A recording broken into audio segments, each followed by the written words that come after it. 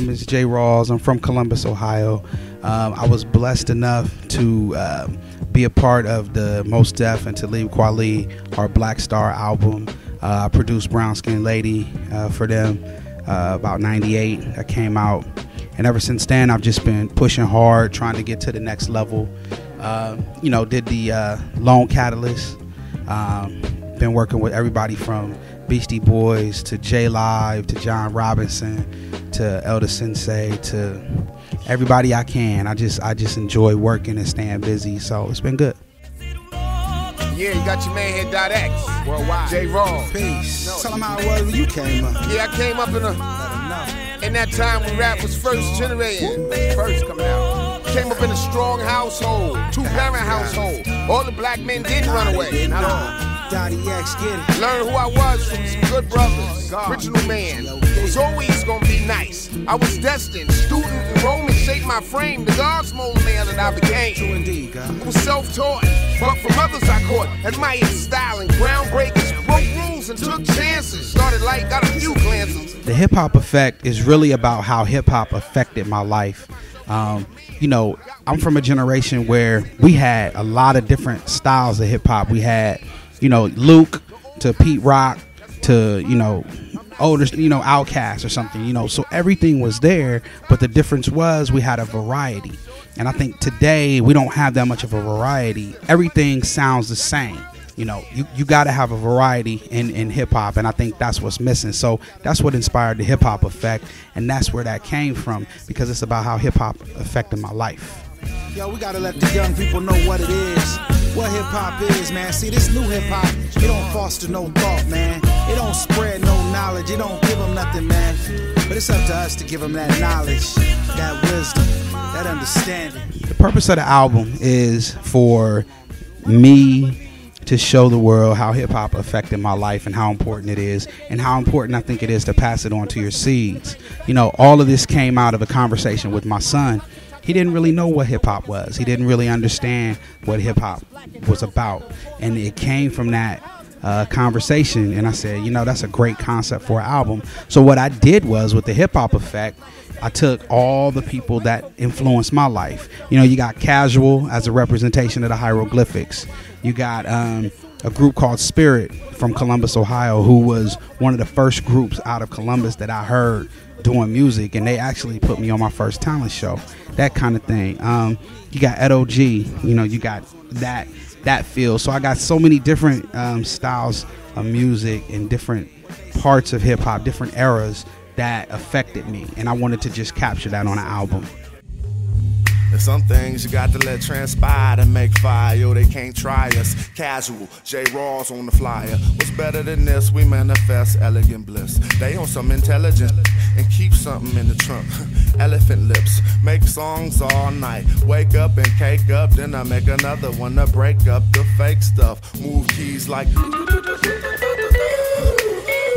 I like to use a term called jazz hop. You know what I'm saying? And it's just jazz infused with hip hop. I mean, same thing as Guru, Jazzmatazz type feel, but I think it needed a term, so I started using jazz hop, and that's what I call it. But it's really jazz beats based with hip hop drums and that boom bap. I think that's important to put in there. It came from the tribe days, native tongues. It's what I grew up on, and that's what I like to hear. And for me, it never was enough of that. We didn't keep hearing it. Of course, everything changes and grows, and that's fine. But it came from that, and also from my dad. Man, he was a real big jazz listener. Still is, really into jazz. And then from there, I fell in love with jazz. So that was the jazz side comes from my dad, and the boom bap from the native tongues, man. So blame Q-Tip in now. J. Rawls, Elder Sen, J.R. I used to be a computer analyst. I used to basically just do work with computers. But my problem was, it wasn't exciting. I didn't deal with people. I sat behind a desk all day, and it wasn't enough for me.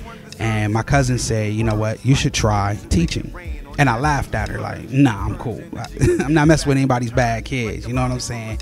But from there, you know, I was so unhappy with what I was doing. I decided to try it, and I fell in love with education. And I realized that education and hip hop are my two passions. So I started teaching, went back to school, got my master's in 2006, master's in education, and you know, currently teaching and trying to help the youth. You know, that's a real important cause. It's a very important cause. And from there, now I'm working on my doctorate. And at this point, I'm trying to figure out a way to infuse hip hop with education and take it to the next level. That's the plan.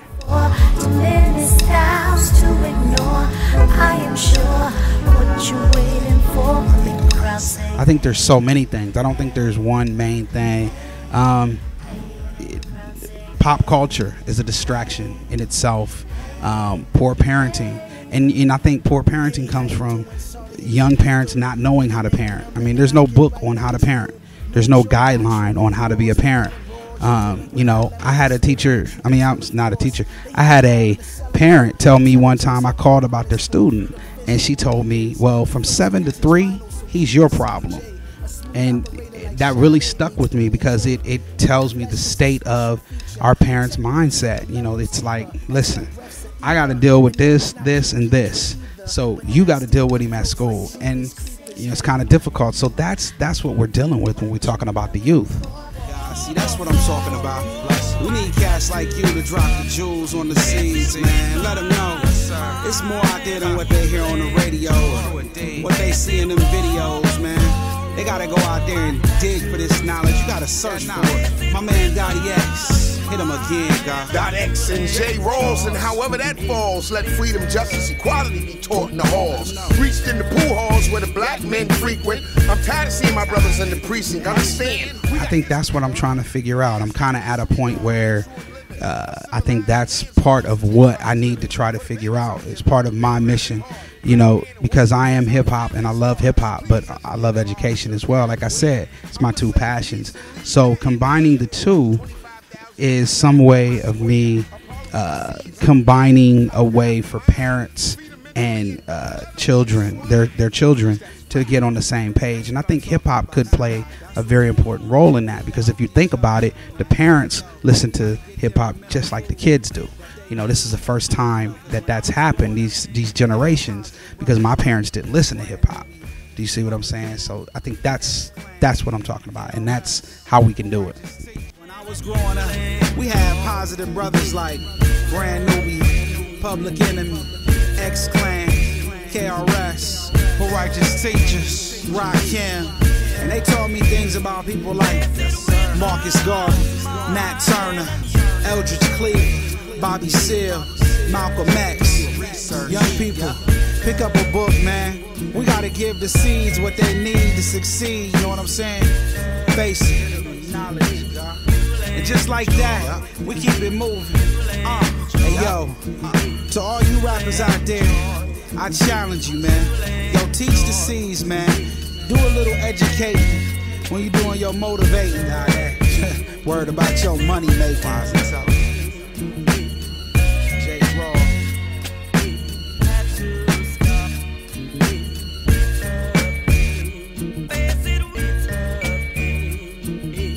Yup. So I had to give my man 50 grand. Jay says, old school on cat. Hey yo, Santi, let's go. We still have work together. Actually, Jay Sands just finished an album, and it just came out, the last Long Catalyst album, Back to School, and I had maybe 5 or 6 tracks on there. It's just, we're just on 2 different paths. You know, there's nothing there. It's just 2 different paths, and he is still doing Long Catalyst, and I still provide beats, but he also does beats as well now, so he uses his beats as well.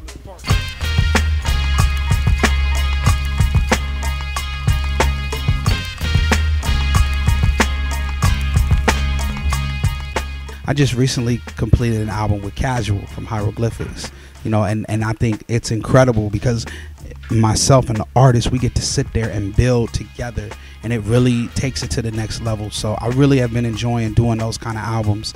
You're going to see a lot more of that. I really want to expand more with the Liquid Crystal project.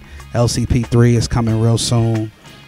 So, you know, just that kind of thing, just trying to step up to the next level and keep moving.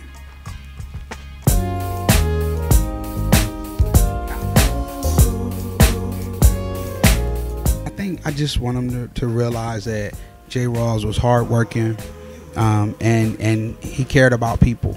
You know, I do this for my family. I do this because I love music. I love hip hop, and I also love education. Like I said before, I love helping people and educating people. So, you know, you'll see a lot more of that with my music, more educational themes and that kind of thing. You know, doing a lot. I think that's the future for me. This moment in time to rhyme and put my feelings down line by line. It was November 98, yup, that was the date. It changed the boy's life, it must have been fate. Held my little man in my hands, we had so many plans till reality hit like a kick from Jackie Chan.